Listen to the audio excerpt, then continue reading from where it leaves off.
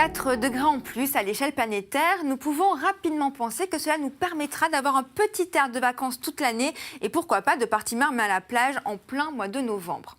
En réalité, pas du tout. 4 degrés en plus, cela amène une transformation profonde de notre planète et surtout de nos villes. Alors pourquoi une telle augmentation? Ce sont nos rejets de gaz à effet de serre. Ce sont eux qui piègent la chaleur de la Terre et l'empêchent de repartir vers l'espace alors que le processus naturel le fait parfaitement. Résultat, ils font grimper le thermomètre mondial et deviennent donc responsables du réchauffement climatique et surtout de ses conséquences.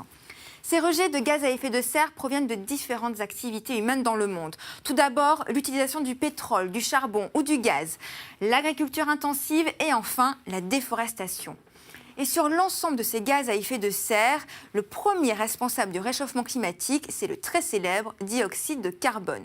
Alors qu'il est imperceptible à l'œil nu, cette animation de la NASA nous permet justement de le voir se mélanger à l'atmosphère et c'est représenté ici en rouge et en violet. Et ce que l'on constate, c'est que les plus fortes émissions de dioxyde de carbone proviennent de la Chine, de l'Inde, de l'Europe, mais également des États-Unis. Et à eux quatre, ils représentent plus de 60% des émissions mondiales de CO2. Et d'ailleurs, la Terre se réchauffe très vite, beaucoup trop vite, déjà 1 degré de plus depuis un siècle. Et si rien n'est fait pour réduire ces rejets de gaz à effet de serre, eh bien, comme on le voit sur cette animation, la hausse de la température pourrait atteindre 4 degrés de plus d'ici 2100 et particulièrement au niveau des pôles. D'ailleurs, je vous emmène maintenant direction le Groenland car il peut y avoir une incidence directe sur la masse des couches de glace en particulier. C'est ce que vous voyez en rouge, c'est leur fond déjà depuis plusieurs années. Et c'est simple, ça a été 7 fois plus rapide ces 10 dernières années que lors de la précédente décennie.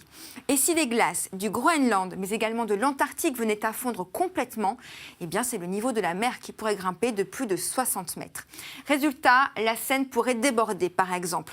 Regardez cette animation, on voit bien justement l'élévation du niveau de la mer entre 25 et 60 mètres et ses conséquences. Et ce que l'on voit, c'est que la Tour Eiffel, le musée d'Orsay ou encore Notre-Dame pourrait être totalement submergée par les eaux. Alors je vous rassure, ce ne sera pas pour 2100, mais la menace existe si les scénarios se confirment pour les siècles à venir. Une chose qui est certaine, c'est que nos étés s'annoncent très chauds.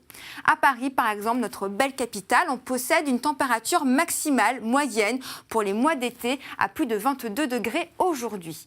Mais si la température mondiale augmente de 4 degrés, eh bien nous pourrions atteindre une température proche de 29 degrés en 2100. Exactement ce qui se passe aujourd'hui à Fès, au Maroc. Et donc, nos étés français deviendraient des étés marocains. La canicule que nous avons d'ailleurs connue ces dernières semaines a donné des valeurs remarquables en France et à Paris, jusqu'à 36 degrés.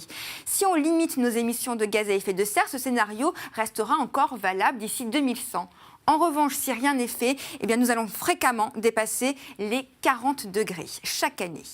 Et ces chiffres alarmants ont d'ailleurs donné des idées aux architectes, car la végétalisation des espaces serait une des réponses au cœur des villes pour justement faire baisser de plusieurs degrés la température lors des périodes de grande chaleur, à l'image de ce fabuleux travail réalisé par Vincent Calebeau, Architecture, qui nous plonge un petit peu dans ce Paris du futur.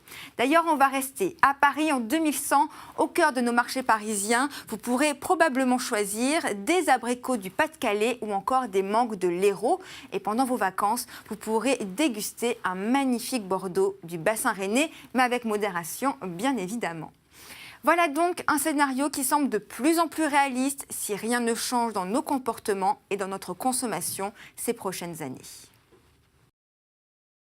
El cambio climático es el desafío más apremiante que enfrenta la humanidad.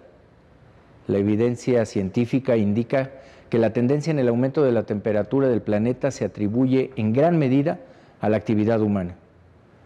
Los impactos del cambio climático ya son una realidad en las ciudades, donde se genera el 70% de las emisiones totales de gases de efecto invernadero. Además, sabemos que hacia 2050 cerca del 80% de la población del mundo vivirá en otros centros urbanos, por lo que la batalla contra el cambio climático debe iniciar en las ciudades. De no tomar acciones ahora, las consecuencias podrían ser catastróficas para el medio ambiente y se afectaría en gran medida la calidad de vida de todos los habitantes del planeta. Afortunadamente podemos evitar que estos escenarios se vuelvan una realidad. Cada vez son más las ciudades del mundo que han asumido el compromiso y la responsabilidad de tomar acciones concretas para hacer frente a este reto. Más de 600 ciudades que representan a cerca de 500 millones de habitantes en el planeta se han comprometido a mitigar las emisiones de contaminantes responsables del cambio climático. Debemos repensar el modelo de desarrollo de las ciudades hacia un desarrollo verdaderamente sustentable, que además contribuya a reducir inequidades sociales y promueva la equidad de género. Invito a las ciudades del mundo, a los ciudadanos, a trabajar juntos por un futuro sustentable, resiliente y bajo en carbono. Estoy convencido de que con acciones locales podemos alcanzar metas globales y lograr un mundo mejor para nosotros y para las siguientes generaciones.